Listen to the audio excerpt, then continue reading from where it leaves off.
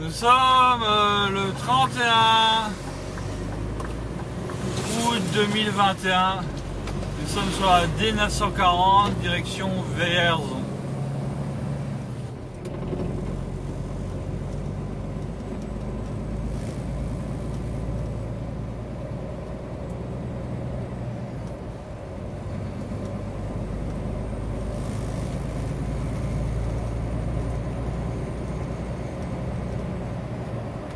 Nous allons à Aubigny. Il est 6h57 du matin.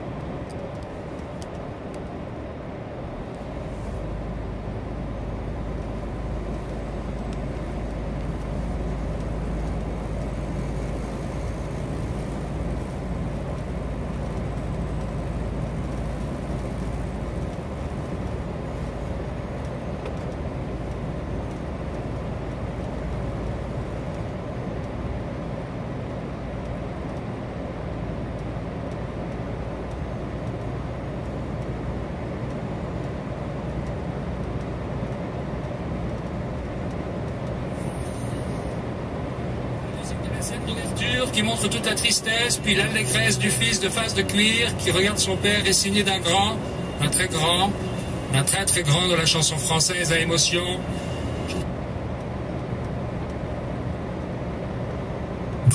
Est-ce que c'est assez sécurisé pour acheter en ligne? Bien sûr. Sur Zalando, c'est facile et sécurisé. Il y a plusieurs modes de paiement. Bon contact aussi. Parfait. Ça te dit une petite virée shopping? Oui, profitons-en. On a encore plus de sécurité avec Zalando. Du pop, du rock, du pop rock. C'est Mint.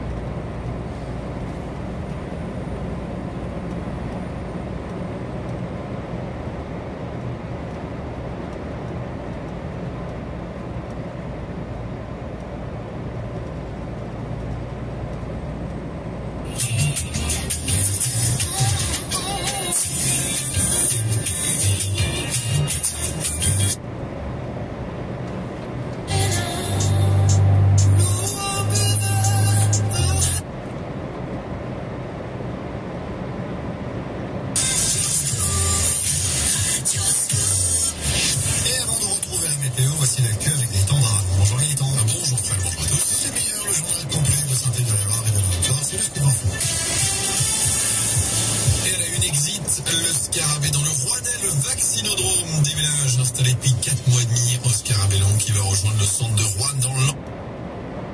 Était donc simple, soit nous suivions l'engagement de la précédente administration de quitter l'Afghanistan, soit nous engagions des dizaines de milliers de soldats supplémentaires sur le terrain pour retourner à la guerre. Voilà le choix que nous avions, le vrai choix, le départ ou l'escalade. Et je n'allais pas reconduire cette guerre pour l'éternité. Voilà donc pour le discours de Joe Biden tenu depuis la Maison Blanche hier pour expliquer ces départs des troupes américaines d'Afghanistan après 20 ans de guerre, la plus longue guerre menée par les États-Unis. En France, Emmanuel Macron se rend à Marseille aujourd'hui et ce pour 3 jours, entouré de 7 ministres, pas moins. Le chef de l'État va donc présenter un plan pour la ville, plusieurs milliards d'euros pour la rénovation des écoles, mais aussi de l'habitat insalubre ou encore pour développer les transports en commun. Le chef de l'État qui est aussi attendu sur le terrain de la sécurité et de la lutte contre le trafic de drogue. Jean Castex, lui, ne fait pas partie de ce voyage à Marseille et à Matignon. Le Premier ministre reçoit à partir d'aujourd'hui et jusqu'à vendredi les partenaires sociaux en entretien bilatéraux pour brasser plusieurs sujets d'actualité. Il commence aujourd'hui avec le patron de la CFDT, Laurent Berger. Et parmi les sujets les plus explosifs attendus, la réforme des retraites et celle de l'assurance chômage, réforme contre lesquelles manifesteront étudiants et salariés le 5 octobre prochain à l'appel d'une intersyndicale réunissant la CGT, Force ouvrière, la FSU solidaire et des organisations de jeunesse. C'est la rentrée scolaire, pas pour les élèves, ça c'est pour demain, mais pour plus de 800 000 enseignants. Pas de passe sanitaire pour les professeurs qui sont, selon le ministère de l'Éducation nationale, vaccinés à plus de 80%. C'est la rentrée scolaire aussi pour les festivals de jazz. Jazz à la Villette retrouve son ADN. Après une édition, disons, en dents de scie l'année dernière suite à la crise sanitaire, le festival parisien entame aujourd'hui son édition 2021 avec José James et Jeanne Haddad. Un hommage à Manu Dibango est également prévu, ainsi que des concerts de Thomas de Pourquerie, Cécile McLaurin-Salvant, Julien Louraud ou encore Anthony Joseph. Et à l'heure où le front Covid est moins tendu qu'il ne l'a été, Vincent Anglade, l'un des 2 programmateurs du festival Jazz à la Villette, se sent plutôt apaisé. On est plus rassuré que l'année dernière. On avait eu la chance d'avoir été un des rares festivals à se tenir l'année dernière. Cette année, voilà, on a imaginé plein de scénarios. On a été dans le doute jusqu'au bout, mais là, tous les signaux sont plutôt au vert et on va retrouver normalement une très belle édition du festival. Jazz à la Villette, donc ce beau festival parisien commence aujourd'hui, se déroule jusqu'au 12 septembre et bien sûr vous comptez sur nous pour vous en parler dans les matins, notamment demain avec l'hommage à Manu Dibango. La météo du jour est assez simple, du soleil sur la France, malgré quelques nuages matinaux sur la moitié nord, des températures plutôt homogènes cet après-midi de 24 à 26 degrés.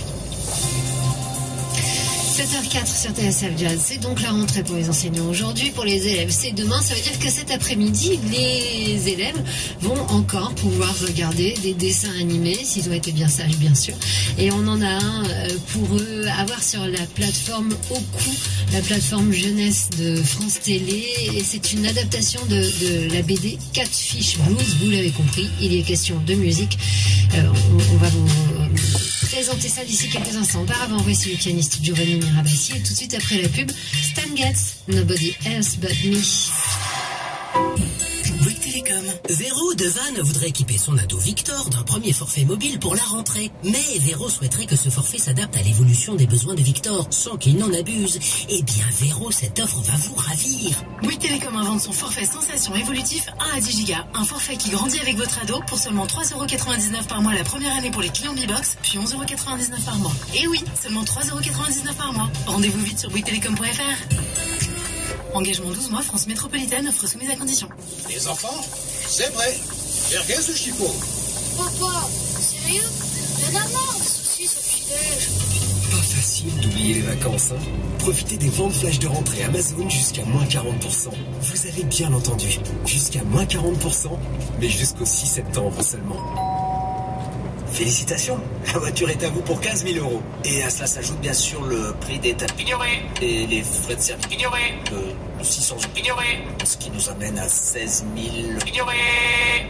Évitez les frais additionnels. Choisissez CarNext et adoptez une nouvelle façon d'acheter des voitures d'occasion, avec un prix fixe tout compris. CarNext, des voitures de qualité en toute sérénité. Offre soumise à conditions, valable en France métropolitaine, voire sur carnext.com. TSF Jazz présente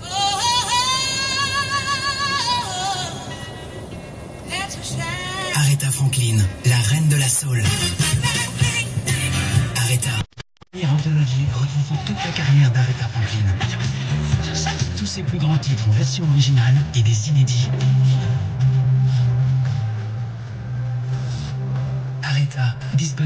Attention, un CD, coffret 4 CD et vinyle double. Aretha Franklin, la voix du respect.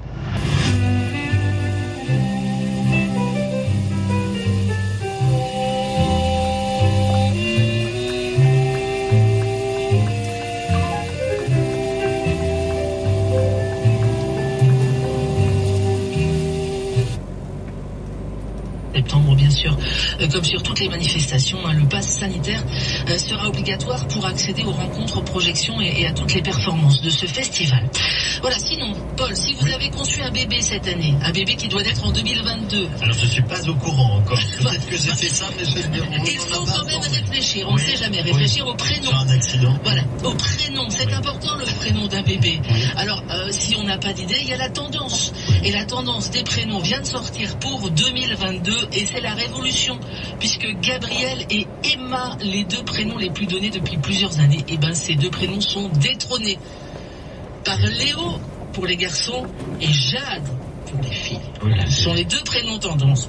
C'est la grosse révolution. Évidemment, là, je vous le demande en mille. Monsieur et Madame Jade ont un fils, ils l'appellent comment? Eh bien, Laurent. Laurent Jade.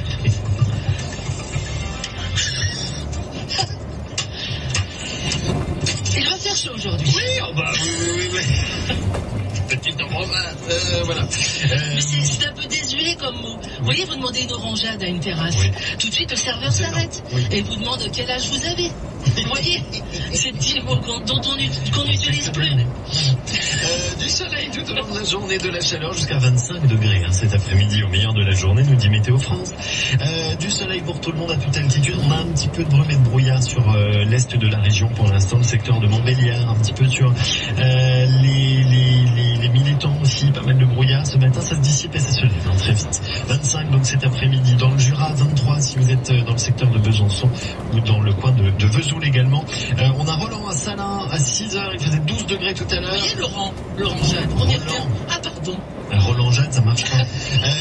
Quelle ambiance ce matin, nous dit-il Roland. Bah oui, c'est Laurent Jade, ça 12 degrés à Braillant chez Stéphane dans le Grand Besançon, 13 à Abenan. Nous dit Brigitte sur le Facebook France Bleu. N'hésitez pas à nous envoyer vos petites photos du matin, ça nous fait toujours plaisir. La route, c'est plutôt calme, et ça se calme d'ailleurs dans le Haut-Doubs pour passer la frontière direction la Suisse. Ça circule un peu mieux que tout à l'heure. On fait la route avec vous, 03 80 830 500. L'infotrafic 100% local avec Finest, fabricant et constructeur de maisons en bois depuis plus de 25 ans. À découvrir sur fin-est.com. Le 6-9 France Bleu Besançon, Marion Strécher, Paul Laurent, Dimitri Imbert. Ah, puis vous, bien sûr, et puis Dominique Maurice dans la voiture France Bleu pour France Bleu Besançon chez vous en direct chaque matin. On rencontre l'organisateur du Tour du Doubs qui aura lieu dimanche. Et puis dans la prochaine demi-heure, c'est un nouveau rendez-vous depuis lundi. Vous rencontrez la communauté des influenceurs France Bleu. Des femmes, des hommes qui viennent des réseaux sociaux et qui chaque matin partagent leur coup de cœur avec vous. Et ce matin, on va s'intéresser à la tendance vestimentaire de cette rentrée. Qu'est-ce qu'il faut mettre pour être au top de la tendance dans les prochains jours? Eh bien, on a une de nos influenceuses qui viendra vous dire ça d'ici quelques minutes. C'est à 7h20 que ça se passe. En attendant, voici The Weeknd, Ariana Grande dans votre playlist du 19. Save Your Tears sur France Bleu en Franche-Comté. Bonne veille.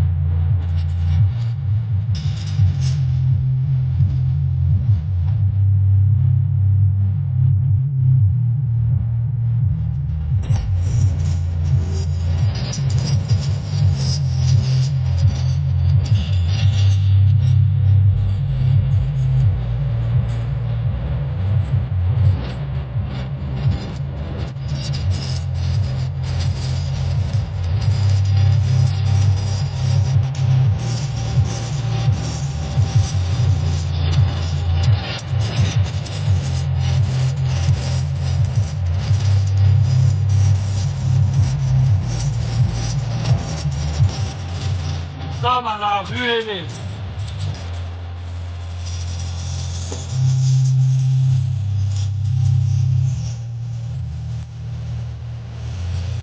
C'est en 12, c'est où The Weeknd sur France Bleu Nord avec Blinding Light. On va parler dans 5 minutes d'appétit. Marine, c'est à Dunkerque. C'est spécialisé dans la confection de plats cuisinés à base de poisson. Une société qui a connu des difficultés financières, mais qui démarre une nouvelle aventure, comme nous l'explique Nicole Buis dans la Nouvelle Écho dans 3 minutes à 7h15. Bonjour les amis, chaque week-end à 7h45 et à 16h20, retrouvez-moi sur France Bleu Nord pour les circuits courts de Pépi. Toutes mes bonnes adresses dans le Nord-Pas-de-Calais qui vont vous mettre plein de bonnes choses dans la... Abramovic. Sur France Culture, Affaires culturelles, Arnaud Laporte. Alors qu'elle ouvre la saison de l'Opéra de Paris, la plasticienne et performeuse Marina Abramovic viendra se raconter et revenir sur son parcours. Nous parlerons de Marina la guerrière, Marina la spirituelle, mais aussi une cité de Brooklyn et la petite église du quartier. Unité de temps, l'année 1969 qui marque l'entrée du trafic des drogues dures dans ce quartier. Unité d'action, là ça se complique un peu et c'est ce qui fait la saveur de ce roman. 80 secondes ce matin sur Déconne King Kong de James McBride, sorti avant l'été, mais il n'y a pas de date limite pour les bons livres. Personnage central du roman, Sport Côte, le diacre de la paroisse, torché le plus souvent au King Kong, donc un torboyau distillé dans la cave de son immeuble. Dans sa jeunesse, il aurait dû mourir 100 fois, mais a toujours défié les lois de la médecine et du mauvais sort. Il fut l'entraîneur de l'équipe de baseball de la cité. Toujours beau parleur, il continue à dialoguer à haute voix avec sa femme décédée. Mais pourquoi ce vieil homme affable, serviable, prend-il donc un flingue un jour pour tirer sur le plus puissant dealer du quartier? C'est une des questions qui agite le petit monde de ce roman. Mafieux mélancolique, vieux flic frappé par l'amour, révérend inapte au sermon, une centenaire omnisciente et la fantastique bande de paroissiens qui font la vie de l'église. C'est bête à dire, mais le plaisir pris à lire ce roman est intimement lié au plaisir que James McBride a dû prendre à l'écrire. Plaisir qui se sent à toutes les pages et chez tous les personnages. C'est drôle, généreux, profond, mais sur un mode léger. Déconne King Kong est publié par Gail Meister. Le Zoom. Ma femme, elle m'appelle, elle m'a dit... Samy nous a appelé, il est en Syrie, il a dit il ne faut plus me chercher sur en Syrie. Donc voilà, c'était le coup de poignard. C'était en 2013. Asdin Amimour est le père d'un des 9 terroristes du vendredi 13 novembre 2015. Toute cette semaine, vous le savez, la matinale de France Inter vous propose une série de reportages à une semaine de l'ouverture du procès des attentats du 13 novembre 2015. Ce matin, nous nous intéressons au profil de ces terroristes vus par leurs proches et certaines de leurs victimes. Presque tous les voyaient comme des jeunes ordinaires en basket et survêtements. Ces terroristes en basket, c'est un reportage de Sophie Parmentier. Asdin Amimour habite toujours à Drancy, dans l'appartement où son fils Samy a grandi entre deux sœurs, un enfant longtemps très sage, dit son père. Samy, c'était quelqu'un qui était studieux, quelqu'un d'intelligent, un bon élève. Il a eu son bac du premier coup.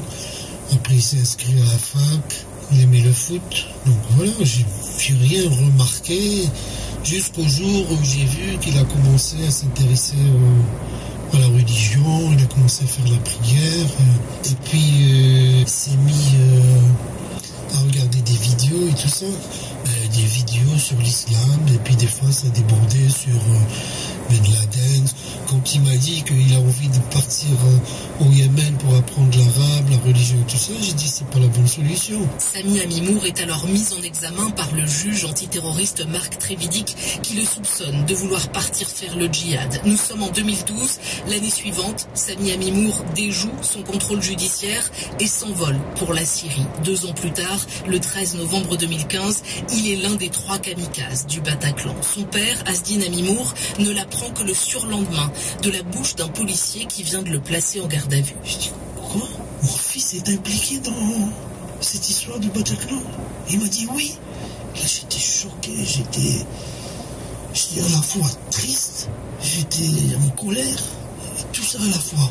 J'ai condamné et je condamne avec la plus grande fermeté ce qui s'est passé au Bataclan. Asdine Amimour écrit alors son désarroi de père de djihadiste à Georges Saline, père de Lola, l'une des plus jeunes victimes du Bataclan. Lola Saline avait 28 ans, son papa reste inconsolable et sans haine.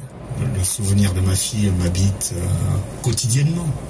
Mais moi, j'étais même pas en colère, j'étais atterré et ce qui me dominait, c'était une situation qui me paraissait totalement absurde. Que des jeunes gens de l'âge de ma fille tuent d'autres jeunes gens de leur âge alors qu'ils ne leur avaient rien fait.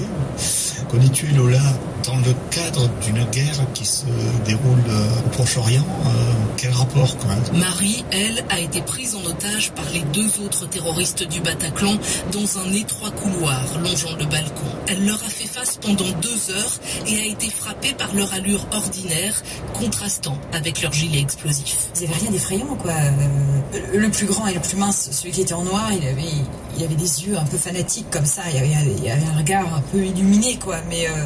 Mais sinon, c'était des jeunes en survêt, comme on en croise n'importe où, quoi, et en basket, quoi. Le plus jeune des terroristes, Foued Mohamed Agad, 23 ans, a utilisé le téléphone de Marie quelques minutes avant l'assaut de la BRI. Et Marie reste très marquée par ce coup de fil. Alors c'est horrible, hein, mais ça l'a humanisé, quoi. C'est-à-dire que c'était un jeune qui disait à sa mère qu'il allait mourir. C'est un adieu, quoi. Un adieu d'un fils à sa mère. Une mère inquiète, puisqu'il y avait un message précédent qui disait « On n'a plus de nouvelles de toi, qu'est-ce qui se passe ?» On ne peut pas pardonner ce qu'il a fait, c'est impardonnable. Mais c'est juste que tout d'un coup, on se rend compte que malgré tout, la Chine, quoi. Et tout d'un coup, cet adieu comme ça, moi, ça rend triste, quoi. Les 9 assaillants du 13 novembre 2015 sont tous morts. Ce seront leurs 20 complices présumés qui seront jugés devant la cour d'assises de Paris. Sophie Parmentier, merci. Ce zoom et tous ceux de cette série exceptionnelle à retrouver évidemment sur franceinter.fr.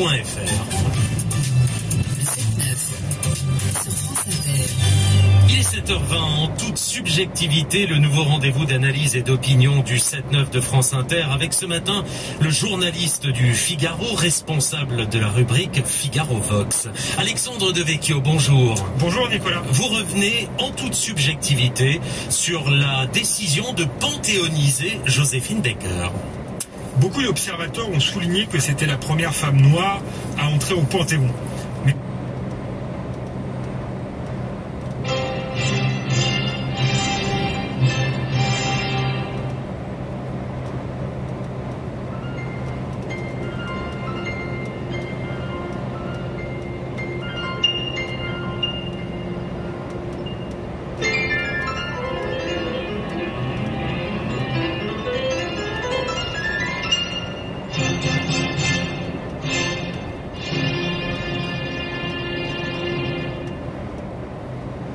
Frédéric Chopin, le final de son second concerto pour piano, Seongjin Cho, avec l'orchestre symphonique de Londres dirigé par Gianandrea Noseda.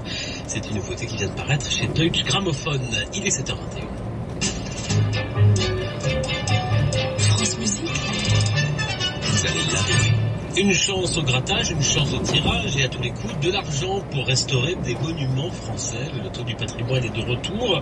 Des tirages en septembre, 6 tirages, des tickets à gratter en vente depuis le début de la semaine et une fondation du patrimoine dont vous êtes la directrice des projets. Julie Bergmeyer, bonjour. Est-ce que vous pouvez d'abord nous rappeler en quelques mots le principe de ce loto du patrimoine qui en est à sa 4e édition, c'est ça ? Exactement. Alors c'est assez simple. En fait, la mission patrimoine et donc le loto du patrimoine sont le fruit d'une initiative du président de la République qui s'est rapproché de Stéphane Bern à l'occasion des Journées européennes du patrimoine de 2017 déjà, pour lui confier une mission qui est en fait une mission double, à la fois de recenser le patrimoine en péril partout en France et d'identifier des moyens de financement innovants pour le préserver. Pourquoi on utilise d'ailleurs le loto pour financer, vous parliez de moyens de financement? Alors c'est effectivement un concept une évidence. Et donc oui, ça c'est quelque chose vraiment à quoi on pense tous. Je pense que c'est une vraie source d'appréhension. Ces enseignants ont aussi conscience que leur métier manque parfois de considération aux yeux de la société. Le recrutement est en crise, notamment dans certaines filières comme les lettres classiques. C'est pourtant la spécialité d'Arthur, une série orientée vers cette profession. Et ses proches l'interrogent parfois sur son choix. Ils me disent effectivement que le salaire n'est pas génial, que les conditions sont compliquées. Je réponds effectivement, mais malgré tout, c'est ce que j'ai envie de faire. Le fait de transmettre, ça prime sur le reste. Et ça prime aussi sur les consignes sanitaires liées au Covid, un sujet qui apparaît assez peu finalement dans les préoccupations de ces professeurs. Reportage Noémie Bonin. Voici le brief politique. Bonjour Naïla Latrousse. Bonjour. À 7 mois de l'élection présidentielle, la majorité autour d'Emmanuel Macron ne sait plus sur quel pied danser. C'est l'info du brief. La concurrence viendra-t-elle l'an prochain de la gauche ou de la droite? Avant l'été, la réponse était claire. Il fallait asphyxier la droite. Désormais, autour du chef de l'État, on est plus mesuré. On a regardé de près les rentrées politiques et tout était un peu lunaire. Note un conseiller intrigué à gauche par la mise en orbite de la candidature d'Anne Hidalgo et à droite par la présence ce week-end des mêmes élus, le samedi aux côtés de Valérie Pécresse, puis le lendemain auprès d'Édouard Philippe. L'explication, c'est qu'on est dans un état politique un peu gazeux, décrit même. Gazeux, ce qui signifie quoi? Ça veut dire qu'il faut être attentif à tout. Parce que d'expérience, d'ici de ce conseiller, ça ne se passe jamais comme ça doit se passer. Valérie Pécresse est scrutée de près. Les régionales de juin dernier ont confirmé qu'elle avait à peu près la même sociologie électorale qu'Emmanuel Macron, mais un historique de la Macronie reconnaît, lui, qu'il suit attentivement toutes les expressions de Jean-Luc Mélenchon, de Xavier Bertrand et d'Anne Hidalgo. Hidalgo, c'est la plus redoutable pour nous, glisse un stratège. C'est une candidature évidemment crédible et évidemment dangereuse, confirme un parlementaire. Pourquoi la maire de Paris inquiète-t-elle à l'Élysée?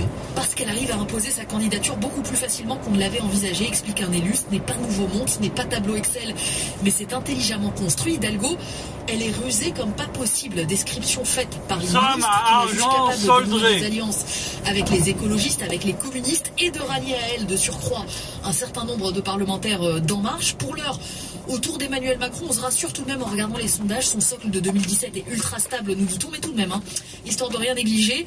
L'automne va s'accompagner d'annonces sur le volet social, notamment autour du revenu d'engagement pour les jeunes. Et signe que l'exécutif veut se laisser de la souplesse autour de ces annonces, les équipes du ministère du Budget, qui vous le savez, finalisent en ce moment le projet de loi de finances 2022, eh bien elles s'attendent déjà à ce que ce budget soit corrigé jusqu'à la dernière minute pour intégrer d'éventuels nouveaux dispositifs. La phrase du jour, qui est dans le journal du Centre, donc en presse locale, interview de l'ancien ministre de gauche Arnaud Montebourg, qui doit annoncer ce samedi sa candidature à la présidentielle. Dans le journal du Centre, il affiche ses ambitions. Je pars pour être au deuxième tour, dit-il. Et au cœur de son projet, revivifier les territoires, il y a un mouvement de société, dit-il, qui refuse la ville. C'est ce mouvement de retour à la terre que je veux mettre au pouvoir. Fin de citation. La politique, la campagne pour l'élection présidentielle, il en sera question à 8h30 avec la maire socialiste de Lille, Martine Aubry, invitée de France Info. Merci Naïla Latrousse, c'était le brief politique. Il est 7h26 sur France Info et il fait 10 degrés. L'info média, bonjour Céline Baydarco. Bonjour. C'est l'une des nouveautés du jour. Netflix augmente ses tarifs en France, 1 à 2 euros de plus en fonction de la formule. L'abonnement de base atteint 8,99 €, pour pas dire 9 €. Non, 8,99 €. Pourquoi ça monte? Pour financer ses productions, acquérir de nouveaux contenus, Netflix a prévu d'investir cette année 17 milliards de dollars, un peu plus de 14 milliards d'euros. C'est bien davantage qu'en 2020. Tout simplement parce que la concurrence s'est encore accrue avec de nouveaux acteurs. Alors pour le moment, seules 3 plateformes occupent la grande majorité de l'univers de la vidéo à la demande. Netflix, Amazon Prime Video et Disney+. Mais entre elles, on sait que c'est la guerre, largement gagnée jusqu'à présent par Netflix. 210 millions d'abonnés à travers le monde, quand Disney en a 100 millions de moins. Sauf que le roi marque le pas. Le roi Netflix, effectivement, c'est nouveau, qui recule en France, c'est la première fois. Ouais, 3 points de part de marché perdus au deuxième trimestre 2021. C'est l'Institut Harris Interactive pour NPA Conseil qui constate que Netflix n'a plus que 37% du gâteau que représente la SVOD, vidéo à la demande par abonnement, tandis qu'Amazon en est à 23, Disney à 15, tous les deux en progression, et ça concorde avec les derniers résultats affichés par Netflix à l'international.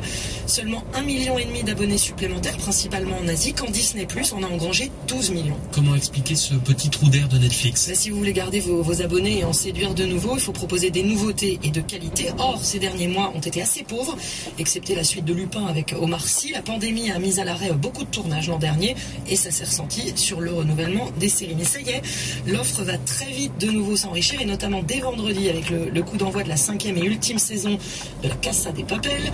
D'ailleurs, Netflix est malin, ce sera en 2 parties, 5 épisodes cette semaine, les 5 autres en décembre, histoire de garder les fans.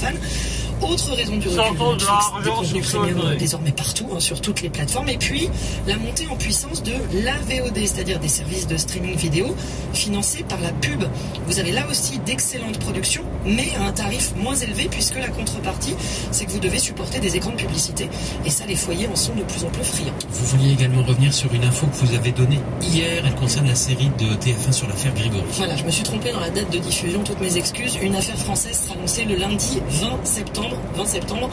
6 épisodes de 52 minutes au total avec une magnifique distribution. Guillaume de Tonquédec, Blandine Bellavoir, Gérard Jugnot, Laurent Stocker, Michel Villermoz, Michael Youn, j'arrête là. Voilà, c'est rectifié. Ne vous trompez pas en revanche avec votre invité tout à l'heure à 9h50, c'est votre grande patronne. Exactement, c'est la patronne de Radio France, Sybille Veil. Elle vient pour les 5 ans du média global France Info qui comprend la radio, la nôtre, la chaîne de télé, Canal 27 de la TNT, le site internet et l'appli qui cartonne. Merci Céline Baydarcourt. La météo qui cartonne aussi tout de suite. France Info Météo avec meilleurtaux.com. Comparez les meilleurs taux immobiliers, crédits et assurances. Pour faire les meilleures économies, c'est meilleurtaux.com. Du soleil presque partout, Christine Peña. Oui, si, on est pris en sandwich en fait, je vous raconte. On a ces orages là en Espagne qui remontent, alors ils passent un peu par la mer. Du coup, ça déborde un peu sur le littoral du Pays Basque. Mais ils devraient ne pas passer la chaîne des Pyrénées pour aujourd'hui, ça c'est pour demain. Et le sandwich, c'est que nous avons toujours cette couche nuageuse assez épaisse là sur le nord du pays. Le plafond est bas à l'intérieur de la Normandie, sur Paris. Mais ça va s'éclaircir, ça va se trouer. On aura juste un petit défilé de cumulus assez sympathique au-dessus des plages normandes pour cet après-midi. On a toujours ce vent de nord-est, cette bise qui nous fouette un peu. Bon, elle n'est pas très rapide, elle va jusqu'à 50 km à l'heure pour aujourd'hui. Et puis les températures, il va faire lourd dans le sud. Nous avons jusqu'à 30 degrés cet après-midi de prévu à Toulouse, à Montauban, 29 du côté de Marseille comme à Bordeaux. Plus on grimpe, plus la chaleur est modérée. En fait, on est dans les normales de saison. 26 à Lyon, 25 à Nantes, à Dijon, à Bourges, à Clermont-Ferrand, on est bien. 24 à Paris et 23 à Strasbourg. Mercredi 1er septembre. Bienvenue à tous, 7h30. France Info, 7h, 9h30, Marc Fauvel.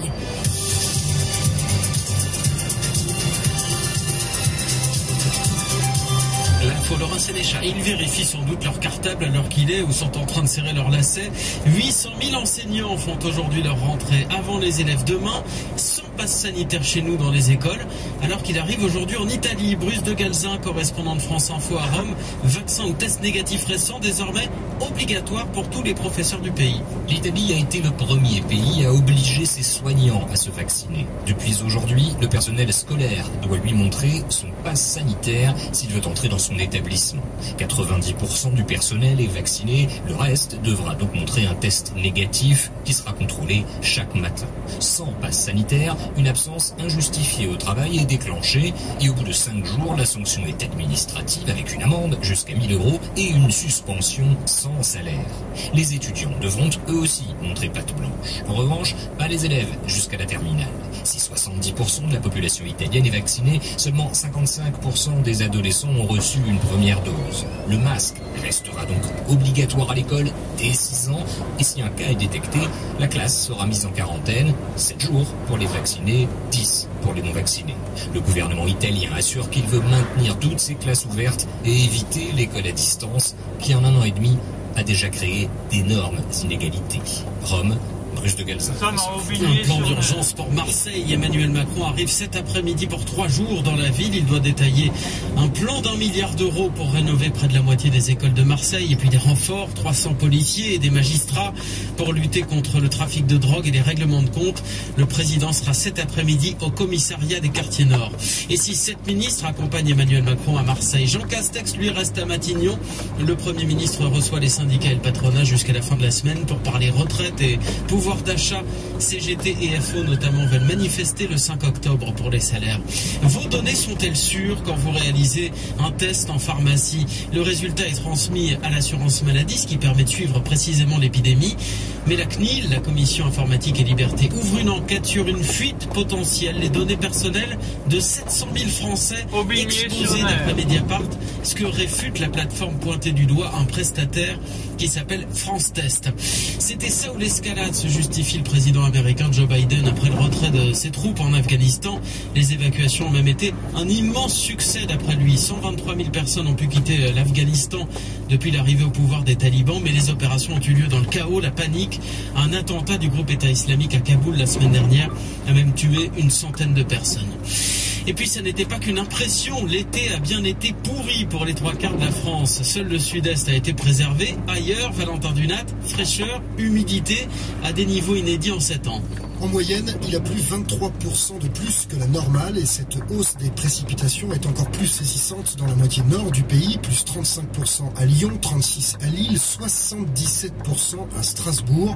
Le nombre de jours de pluie est également fortement en hausse, sauf en août, forcément. Dans ces conditions, l'ensoleillement, lui, est légèrement déficitaire, 10% de soleil en moins en moyenne. Mais pour Mathieu Sorel, le climatologue qui a réalisé ce bilan climatique, on ne peut pas parler d'un été pourri, car en moyenne, les températures restent relativement élevées. En fait, cette saison estivale a été en dents de scie, avec 3 périodes chaudes et 2 périodes froides, les premières quinzaines de juillet et d'août, ce qui donne cette sensation d'avoir vécu un été maussade, sensation renforcée par le fait que la France vient de vivre 6 étés consécutifs, remarquablement chauds et secs. Valentin Dunat pour France Info. Eh ben, justement, merci Laura Sénéchal. Dans le vrai du faux, bonjour Thomas Pontillon. Bonjour Marc. On va aller à la piscine ce matin, pas vraiment de saison pour une bonne partie des Français cet été, mais des piscines du côté de Marseille. Oui, Marseille précisément, où Emmanuel Macron va arriver tout à l'heure dans la ville pour un déplacement de 3 jours. Le chef de l'État doit annoncer un grand plan transport, rénovation urbaine, sécurité. Les chantiers sont nombreux et Fabien Roussel, secrétaire national du Parti communiste et candidat à la présidentielle, a pointé hier sur CNews un problème particulier à Marseille. Il y a aujourd'hui seulement, je crois, 12 piscines pour 144 écoles. La moitié des gamins qui vont rentrer en 6e, là, à la rentrée scolaire, ne savent pas nager. Ils habitent Marseille, au bord de la mer. La moitié des gamins ne savent pas nager à Marseille. Alors, on va commencer par les enfants. Est-ce que vraiment un petit Marseillais sur 2 ne sait pas nager? Eh bien oui, Fabien Roussel dit plutôt vrai. La mairie de Marseille a sondé en fin d'année dernière une partie de ses collèges, des parents d'élèves et des clubs de natation. Bilan, entre 35 et 40% des collégiens ne savent pas du tout nager, selon l'estimation de la municipalité. Un chiffre cohérent avec une précédente étude du rectorat des Bouches-du-Rhône en 2013 qui avait déjà pointé à l'époque les difficultés des jeunes Marseillais en natation. Selon les tests pratiqués au moment d'entrer en 6e, un peu plus de la moitié des enfants ne savaient pas nager. C'est beaucoup plus que la moyenne nationale où ils ne sont qu'1 sur 10 à ne pas savoir nager.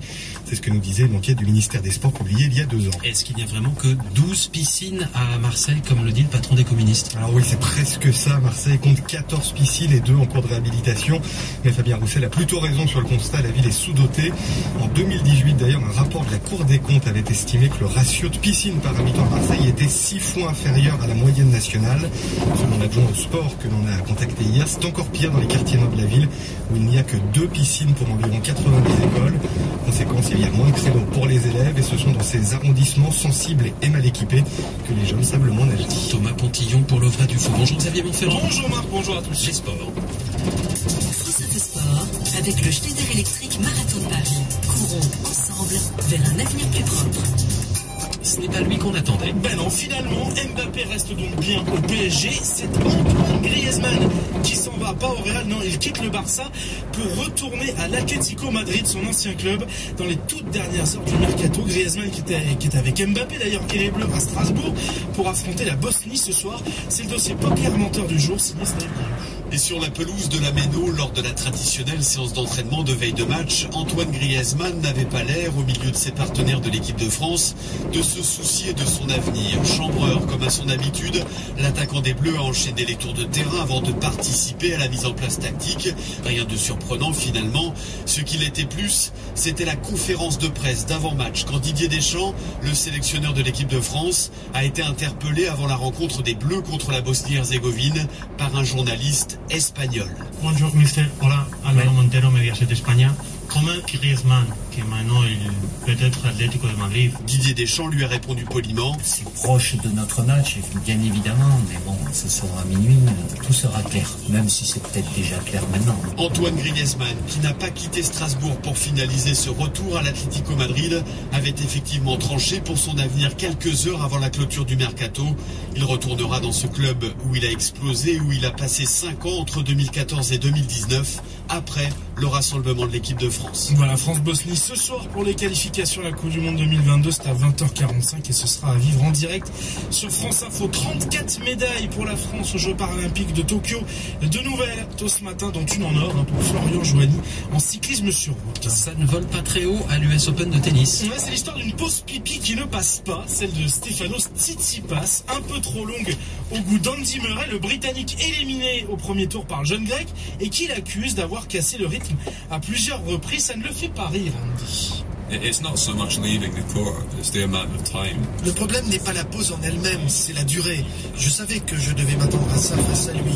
Mais vous pouvez vous préparer mentalement autant que vous voulez. Quand vous devez vous arrêter 7 ou 8 minutes au milieu d'un match aussi brutal, ça vous affecte physiquement. C'est décevant parce que je crois que tout cela a eu une influence sur l'issue de la partie. Je ne dis pas que j'aurais gagné, loin de là, mais ça a joué. C'est un super joueur, rien à dire. Mais j'ai perdu du respect pour lui. Carrément. Et Andy Murray a d'ailleurs poursuivi sur les réseaux sociaux en disant qu'il